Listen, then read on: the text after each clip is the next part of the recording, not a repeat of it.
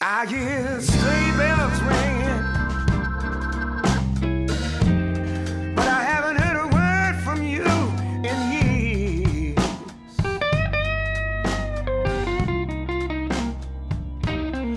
I hear sleigh bells ringing, but I haven't heard a word from you in years. All right. Little Christmas tears for the last podcast of the year from my 2018 album, An Austin Blue Christmas. You can buy that everywhere in the world.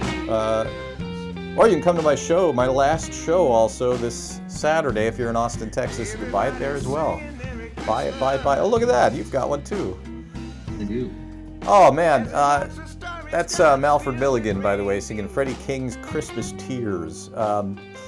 So let's jump right into the B2B marketing mindset, shall we? I'm Pete Monfre. This is my co-host, Bill Lowell, founder of Business Development Directives. And today we've got a guest, Wade Allen from Cendea, America's source for impact leaders.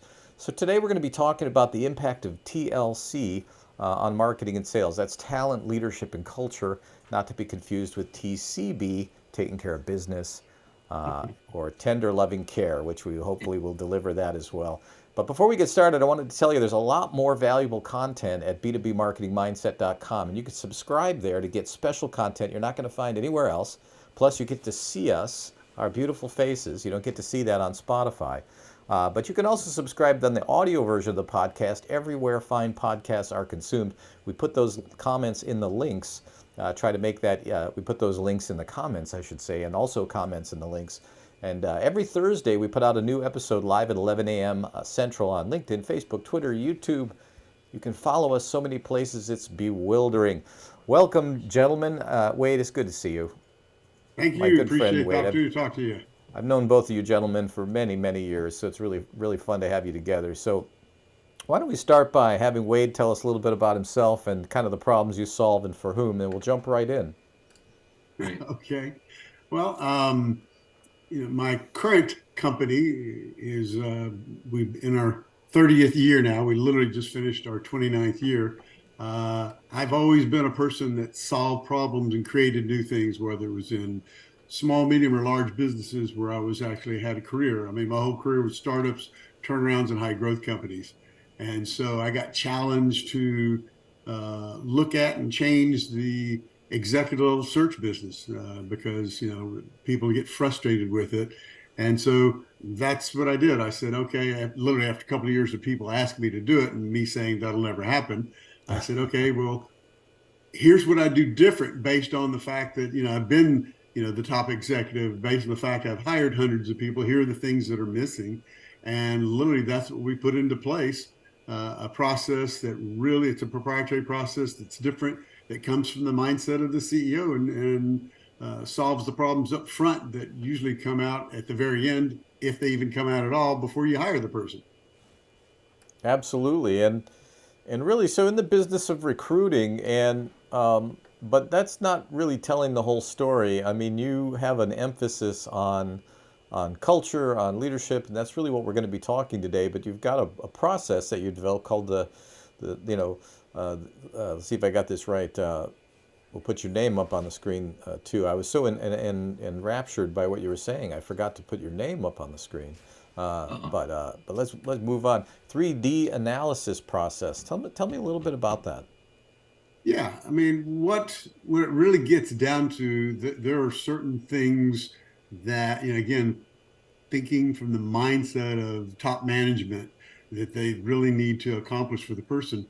Problem is usually when you're talking to the different both decision makers and influencers for hiring a position, there's different opinions and they don't even realize that they're thinking different things. They think, okay, we're hiring a VP of marketing. Geez, I'm thinking of it as someone who's putting a brand. Well, no, I'm thinking of someone who's making me, since I'm the VP of sales, bringing me leads to close business. So there's lots of definitions of what a job is. And the problem is companies typically really don't get down to what do they really need. So we're very consultative because we've been in those positions before. And it's a matter of really trying to figure out what do you actually need, what are the true required skills versus desired skills. And what happens in our 3D analysis, we go very in depth on a lot of different things, all the way literally down to culture and chemistry. And what we're trying to find out is, what does this company really need, and help them define the position before we even start looking for it. It's not a matter of, hey, give us a job description, let's start cramming some names in. It's like, no, let's help you figure out what you really need first and define that in detail. And in the process, what happens is that once you realize you're not on the same page and we help bring that out, you actually can readjust helmets and get everybody on the same page. Because guess what? You're in the business to maximize ROI. Well, we think in those same terms. How do we hire someone that's going to help you maximize ROI? Well, if you back up a step, the only way you can hire the right person that's going to maximize ROI is if everyone's looking for the same thing. So again, you get everybody aligned in that process, and then it's a much easier process to actually go find a person that matches that, because you know it's truly required and what's not. And if they don't fit those required things, why are you wasting the candidate's time, the company's time, or our time? They're not a fit, period. Sounds smart. Bill, go ahead.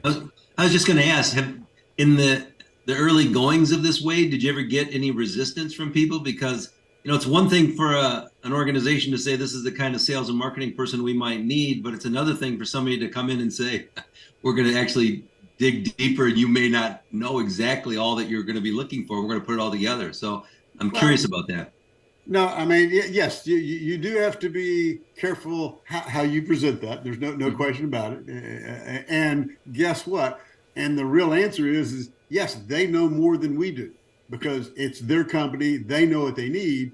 It's a matter of, how do we come and help you organize the different thoughts and feelings from everyone else to get to the right answer. So it's not a matter of us coming in and say, hey, we're smarter than you guys, and here's what you need. It's a matter of listening, being very consultative. It's really like a mini Bain study, what we do. We're going to talk to 4, 5, 6 people, including the hiring manager, whether it's the CEO or VP or whatever, whoever the hiring manager. We're going to talk to 4, 5, 6 people, and we're going to get the perspectives. And we'll tell people, hey, listen, we need to talk to someone. I don't care about their title.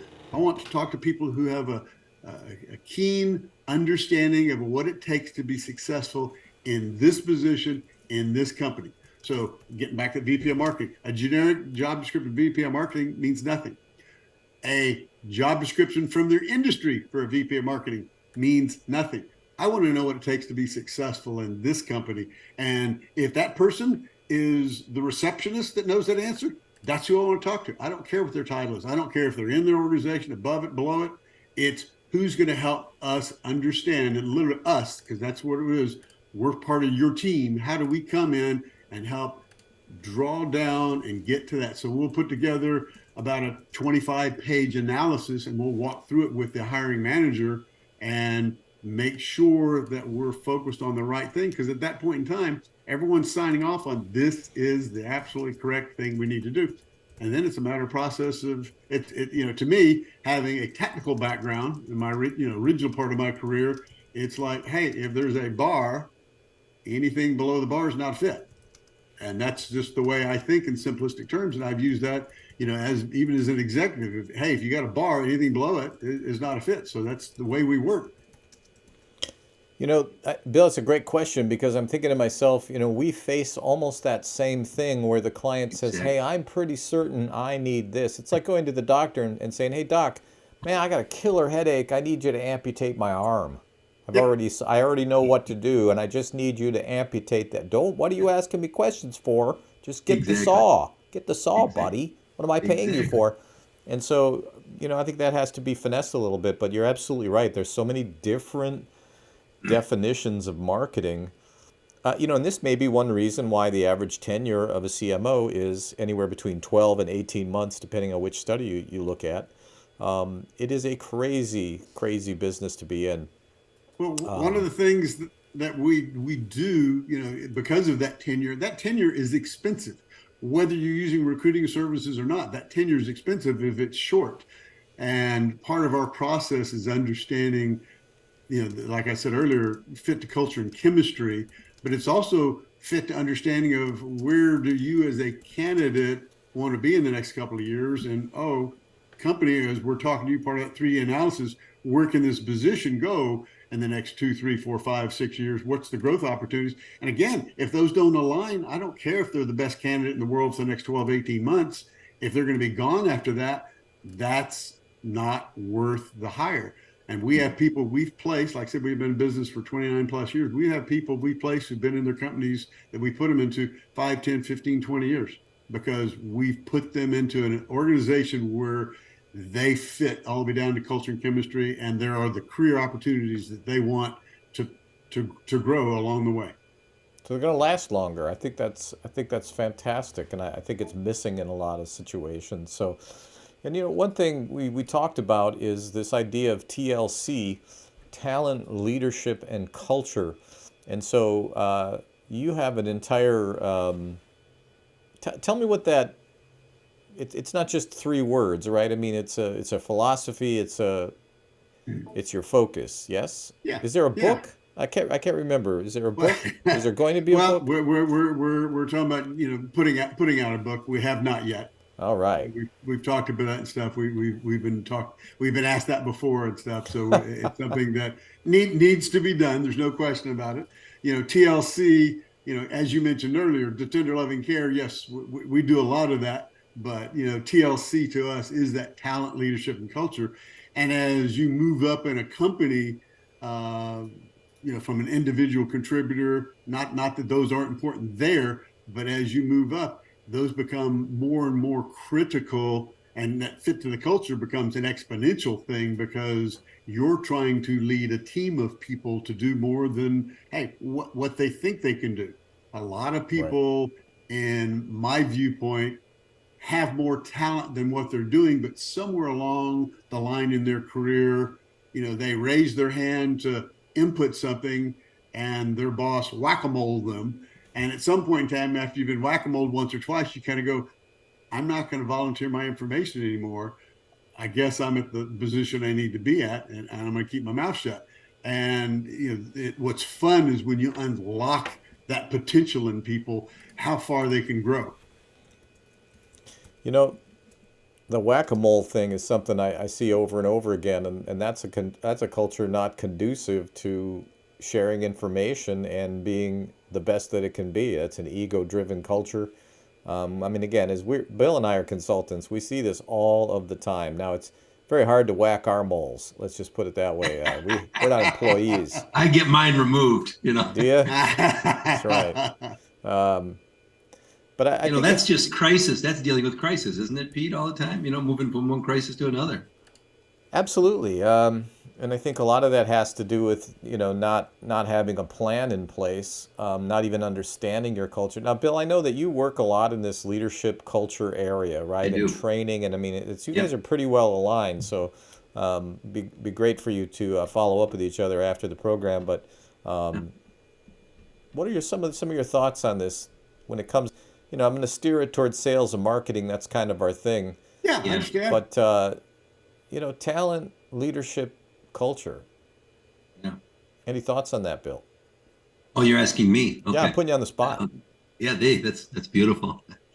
Yeah, I actually think it's critical, and I know we're going to get into this a little bit later with Wade, but even having people understand the culture, because in my opinion, the culture makes a lot of sense, but I'd be curious to see how he connects culture with marketing and sales. So that's going to be key. But the leadership thing is just absolutely critical, and it's.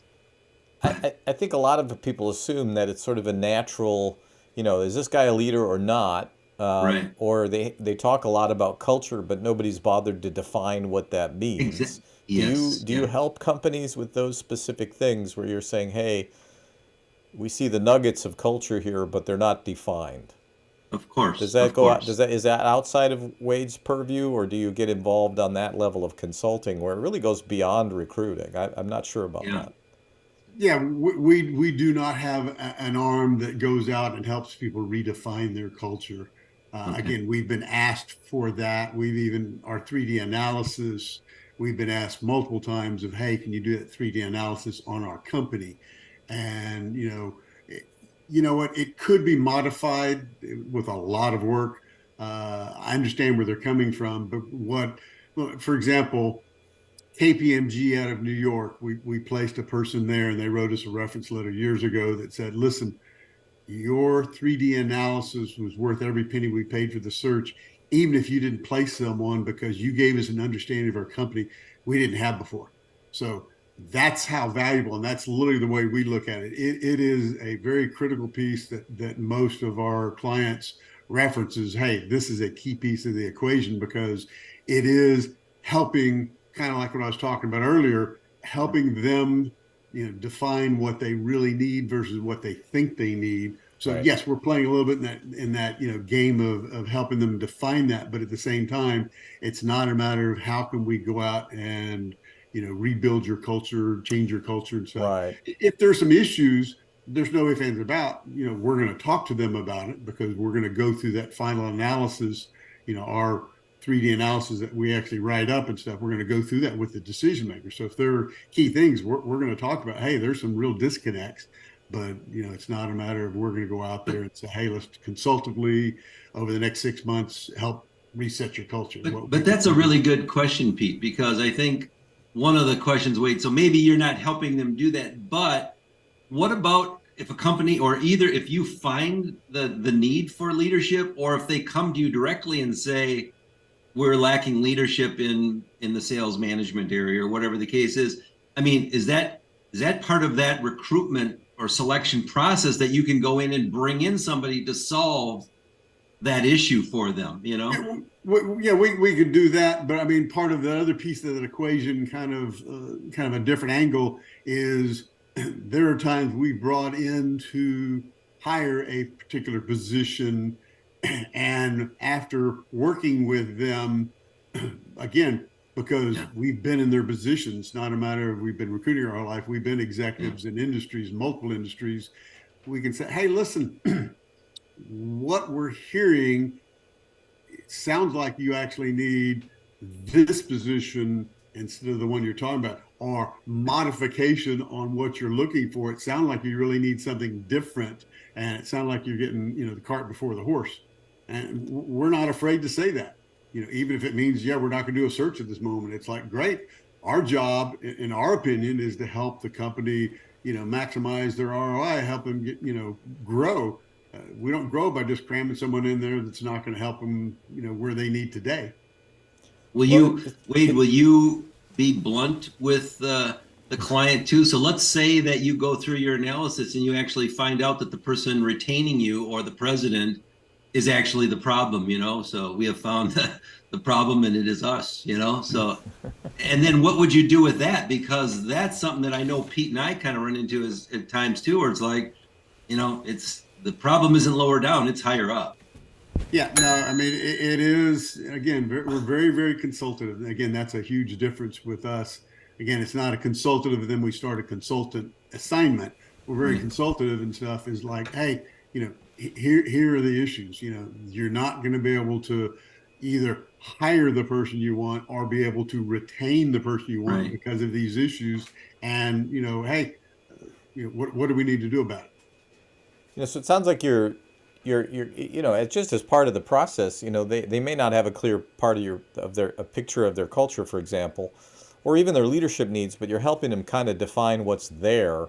And I rang the bell because that Bill's idea was a real bell ringer. What if it's the leadership that is the problem? We just went through this with a client earlier this year in the office furniture space. That's all I'll say about that. Such a toxic culture, really caused by the leadership, and the net result of this was really 100% turnover, and that's just devastating. And they just couldn't really pull themselves out of it. It also meant several $1 million in lost revenue. So it is a big, big deal. And for this company in particular, it was hitting them square in the teeth of sales and marketing. So, and I think that culturally, talent, leadership, and culture, when you think about the war between sales and marketing, it's all about talent, leadership, and culture. That's the whole thing. You can talk about communication and some of the more tactical things that should be happening between the two silos, but really it comes down to this. That's one reason I was so excited to kind of have you on the program and talk about this. And I do have a couple questions, but let me break real quick. A lot of executives and leaders spending money on marketing and they're not sure if it's working. They don't know if it's effective. Just like they're hiring, they're not sure, right? But they forge forward. But what they are sure of is that marketing's not meeting their expectations, right? And so that's where Clarity Marketing Support comes in. Producer, sponsor of the podcast, we do something called the Master Marketing X-Ray, and it's a comprehensive evaluation, much like what Wade's talking about, of your marketing efforts and your investment. And we find hidden obstacles to growth, and we root out waste. We deliver written recommendations. We love them in writing, and to improve your return on marketing investment, even if you're not even sure you're getting one or not. We're going to tell you. And if you're the problem, we're going to tell you that too. And you can learn more at claritymarketingsupport.com/MMX. And Bill and I have done these, we almost always find enough waste to cover our modest fee several times over. That's kind of a sad thing. And one of the things you talked about there was, putting things in writing. We're very strong believers putting things in writing. I got tired in my career of hiring people, of the recruiter being the poly parrot and just kind of repeating what you said. It's like, no, we put our weekly analysis, we put our 3D analysis obviously in writing. We do our weekly updates in writing, et cetera and stuff. Hey, this is what we believe. This is what we're saying, period, end of discussion, and we'll back it up.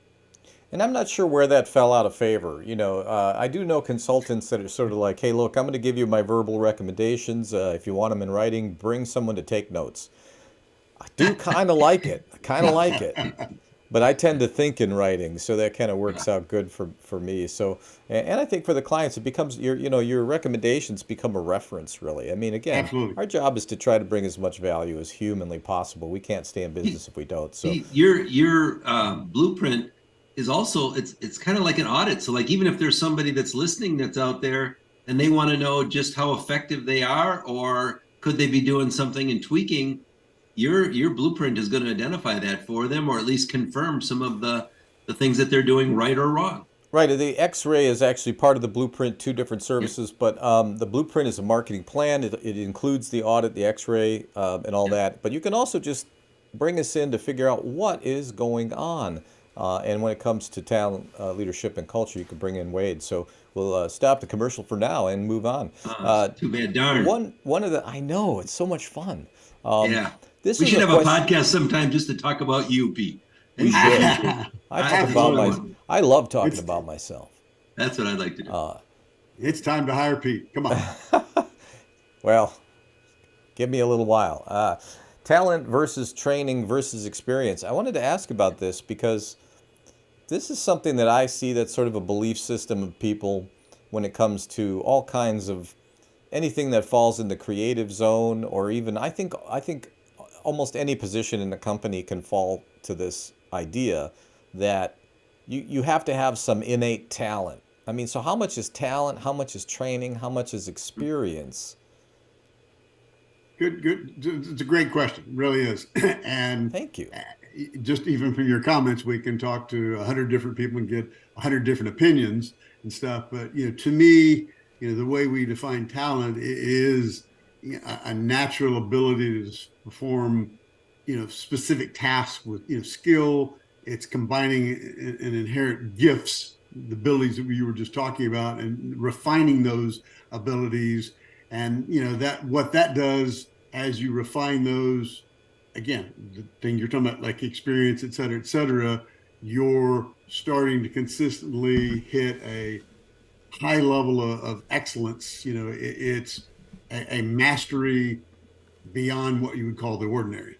So literally, it is definitely a distinct difference between, what the ordinary would be versus, and again, you take someone from the sports world, sure, no one would, say that Michael Jordan had an incredible talent, or Kobe Bryant had an incredible talent, or LeBron James had an incredible talent. And there is no question a piece of that, even a large piece of that, is just a natural ability, whether it's size, jumping ability, whatever it may be. There is a huge piece of that and stuff. But they also, guess what? had to figure out and pick up this little round ball and put it through a hoop. And the best example of that was Hakeem Olajuwon. If people don't know who Hakeem Olajuwon was, he was, one of the best players in the NBA for years. He was 7 foot, and he didn't play basketball until he was in college. He was a goalie, and obviously you would expect to be a pretty good goalie at that size. You can touch each side, and he had to learn how to play basketball until college. And that's he then became one of the best NBA players of all time.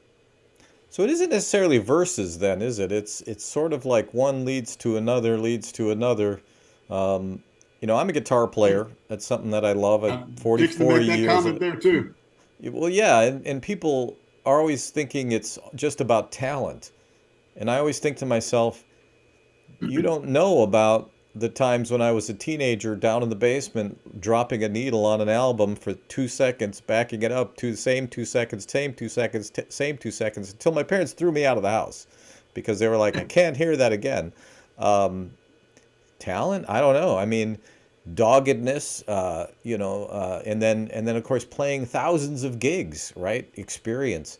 But Yep. I don't know, maybe there is some talent there. I mean, I know some guitar players that have put in less time than me that are far beyond my abilities. So I don't know, maybe Yeah. talent is the wild card there, but I, it makes me think that it's all three. One leads to I, another. yeah, I think Well, it's.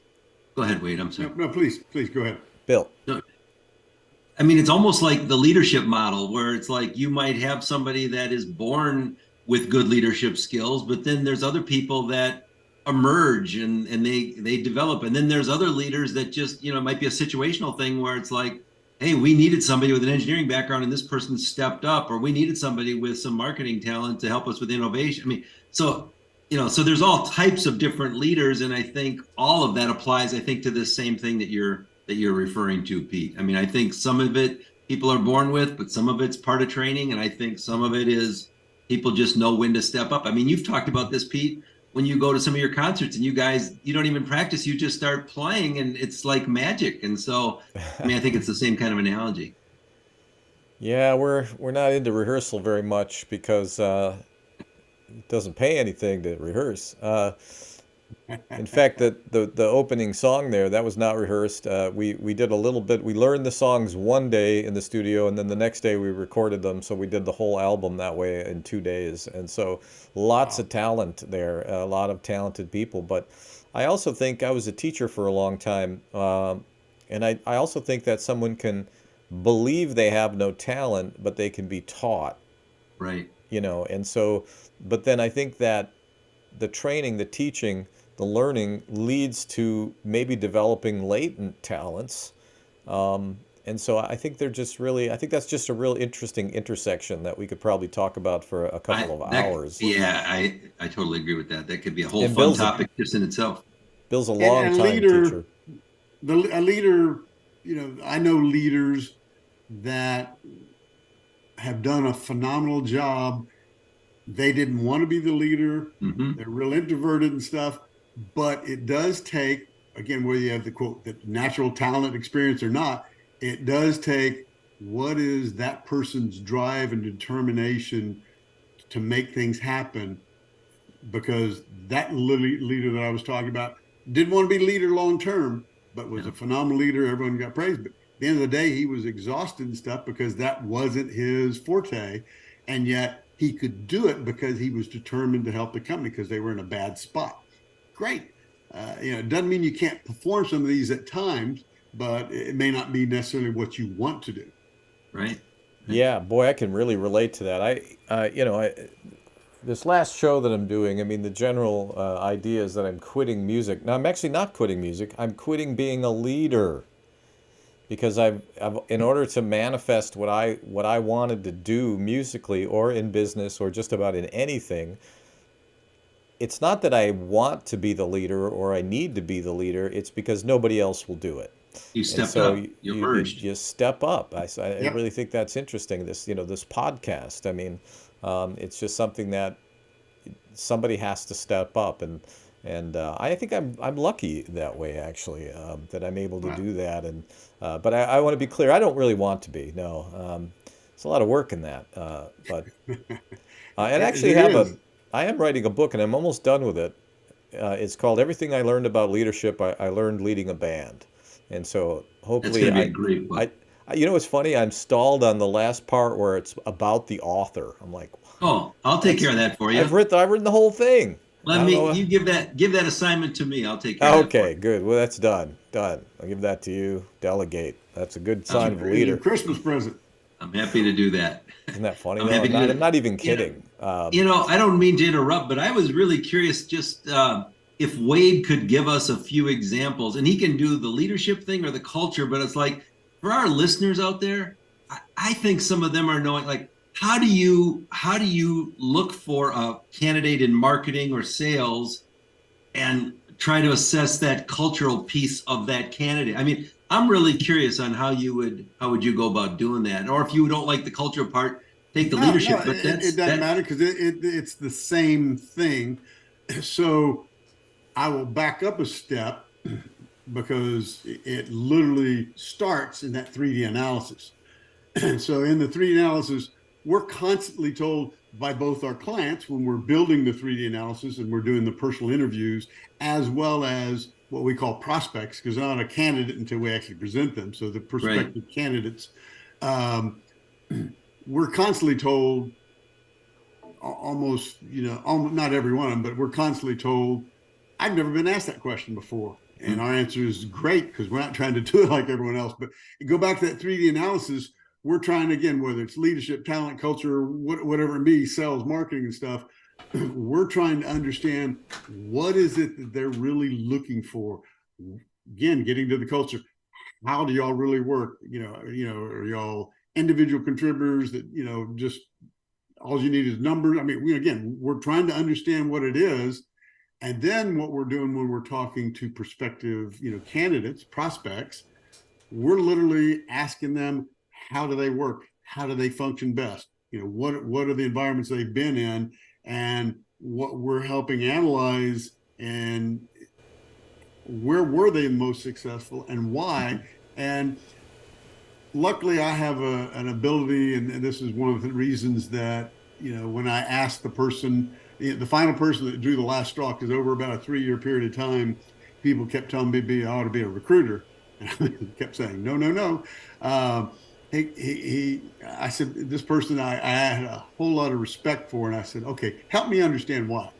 And there are just things that I do instinctively over the years that I didn't think much about and stuff. And being able to understand and analyze a person very quickly is just something I have a distinct ability to do. And whether they're telling the truth or not, and where their success, and they're telling me their different stories of where they were in the different companies, we can see, hey, does that fit into the culture that we defined? Because we absolutely, when we're going through that 3D analysis, we're trying to make sure, and then we walk through it with them, we're verifying that we've identified the right culture. Well, gee, if we know what the right culture is, now I just need to know whether, Bill fits into that culture. And that's, it's making sure, and I hate to say simply, but, it's not trying to stick a round peg into a square hole, Absolutely. You which know, happens way too often. all the time. Yeah. And I think it's because people are kind of asleep at the switch on these issues. So, but it makes me think about the next question is, so what are the symptoms of a lack of leadership? Hmm. Like, let's say you've got bodies in the positions, right? But that doesn't necessarily mean you have leadership. Yeah. This is a touchy topic, but I was just curious as to what you thought So, about so that. are you Oh, I talking think about that's a great question. as far as trying to hire someone into Well, that, what are the or signs that your organization is lacking in okay, leadership? okay, yeah, The symptoms. yeah, what you will see if you get to talk to the people in that organization, you know, does their opinion, I'm working for that VP of marketing, VP of sales, or whatever stuff, you know, does my voice mean anything? Does my feedback mean anything?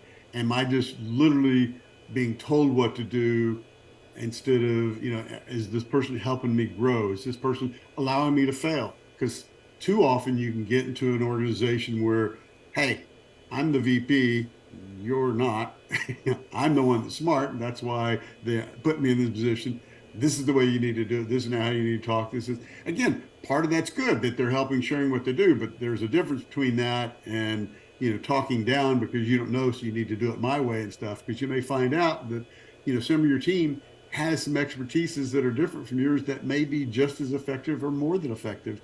And are they given the opportunity to be themselves? Because bottom line, when it gets down to it, if a sales or marketing person is not allowed to be themselves, they're not going to be happy, content, and do their job.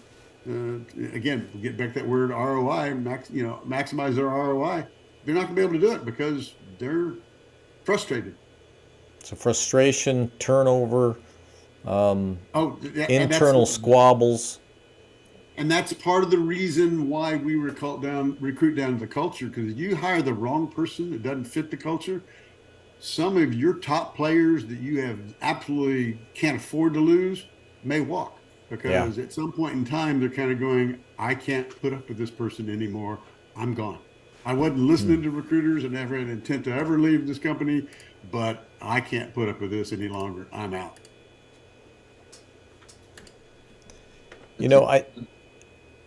Oh, go ahead, Bill.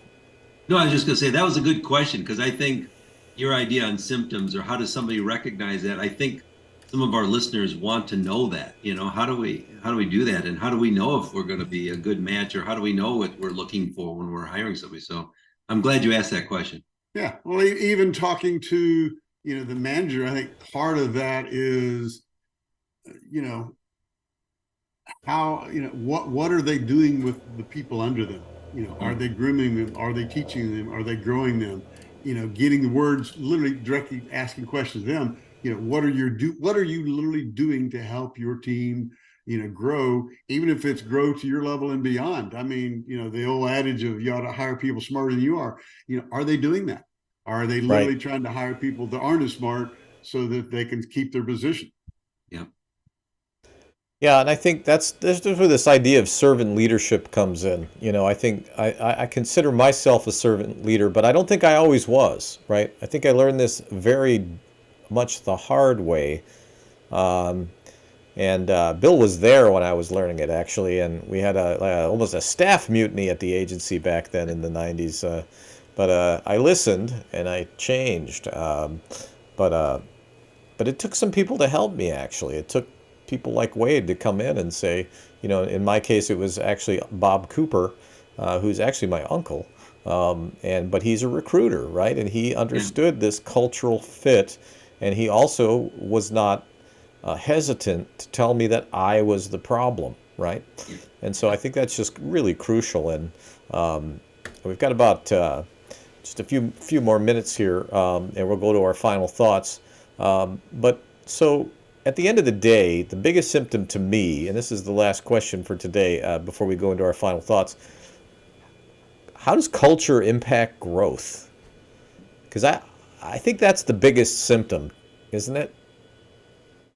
Yeah. I mean, there's to me, there's no question that I was talking about earlier and stuff. As you move up and you're now, hey, I'm hiring you as the VP of marketing, and we're a startup, and you're the only person in your team. Guess what? You're doing all the work. Now, you still need to fit the culture, but there's a little different fit the culture because there's only a couple of people here. You can put your arms around it. When it's a small company, the CEO or whoever could put their arms around a small organization. Even you, when you only have 2 or 3 people in your organization, you kind of put your arms around it and kind of push it where you want it to. You think you're leading it, but you're really not. And then what happens is it gets to the point where you can't put your arms around it anymore. You've lost that, and a lot of companies get into real turmoil at that point in time. So it is a matter of how can, using both leadership and the culture, how can I help people, again, do the things that they need to do that's going to help them drive the company mission? Right. What are you doing to help drive that through each individual? Because each individual is a key piece of the equation to drive the company's revenue. And I think it all has to do with what I refer to as internal marketing too. I mean, I think that cultural thing, it depends on how people are going to do their jobs, but it's also an internal thing. It's like, does everybody buy into it? Do they believe it? not to get a little silly here, but there's a church in McGuanago, Wisconsin that is, seriously, it's got over 1,200 members. And to me, the reason that it's growing is just what you were talking about, Wade. The leadership and the culture, and you can feel it when you walk in the door. I mean, it's just everybody is welcoming, but I think it goes right back to the pastors and the culture and everything else. It's kind of very, very interesting. They should do a case study on that because while other people are not attending, this place is exploding. Well, our definition of culture is that, culture shapes, a company's personality. It encompasses its work environment, the mission, the values, the ethics, the expectations, the goals. Definitely. It unifies the employees and it gives them a shared purpose, belonging, so that they can help together drive the company further. Yep. It's alignment. It is. What comes to mind for me is on the opposite end of the spectrum is the spectacle with WeWork, right? Where they definitely had a culture, but it was kind of a false culture. It was not based in real values. It wasn't authentic, right? And so did it impact their growth? Well, I would say sure did, real negatively. And are they still around? Does anybody know? I know that they were bought, I think, by a hedge fund, but just bits and pieces. I mean, I would say they've never really recovered from it. And so it is a huge, huge thing. Now, we don't have our fancy final thoughts graphic today for some technical reason. I'll fire somebody over that. Oh, that's a leadership thing. Huh? That's a leadership thing.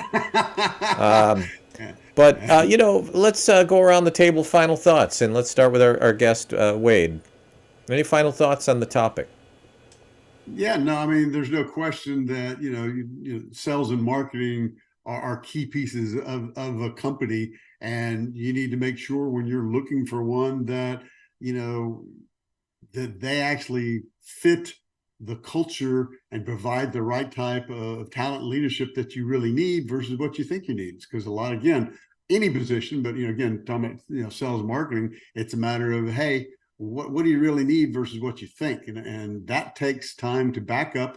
It also takes people being vulnerable to say, hey, I'm open to hearing and defining. It may not necessarily be exactly what I thought. I'm listening to my team. Again, that what we're talking about a minute ago, leadership.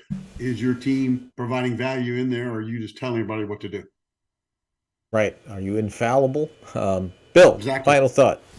Yeah, I think this was a fun discussion, and I think there was a lot to be taken from it. And, and I was thinking early on, like, what happens if a company needs a certain specific talent? So maybe they're hiring somebody in digital marketing, or maybe they're bringing on that talent. But what Wade is reminding us is, it's not that simple. You could hire that expertise and bring it inside, but if they don't fit and if they're not in alignment with where the company is needing to head, it can be much more complex than people think. So companies that are just bringing in a talent to fill a hole, they may be doing themselves a disservice before they step back, like Wade is saying, and kind of looking at that whole picture. And I would say also, this kind of change, this type of thing takes time, but there's always interim leadership. People that are proven already, they can adapt to your culture, they're already leaders. We do a lot of that here. We were just interim leaders, and we actually replace ourselves very consciously. I think it's a great topic, and I think it's actually one we could talk about for quite some time. I do hear the music coming up in my ear. And that tells us that we're almost out of time. But thank you, Wade. We appreciate you joining us today. We'll have to have you back again. I think it's a giant topic, and we'll be waiting for that book, by the way. And so, like Wade's thinking, I don't have enough to do. We'll have a 2-for-1 sale. Your book and his book. Absolutely. There you go. Oh no, the pressure is on. Write the ending of mine too. Oh man. Well. Thanks for joining us, y'all. We will actually, no, we're off. I was going to say we'll see you next week. We're off for the rest of the year. We'll see you next year. But if you need your B2B marketing mindset fix, you can go to b2bmarketingmindset.com. There it is on the screen. And until we meet again, gentlemen, if you want to just stay on, we'll wrap this up offline. But thanks a lot. Good stuff. Thank you. You've been listening to the B2B Marketing Mindset with Pete Monfre and Bill Lowell. Add to the conversation by commenting, sharing, and liking. And don't forget to subscribe and check out the links in the comments. Learn more at b2bmarketingmindset.com.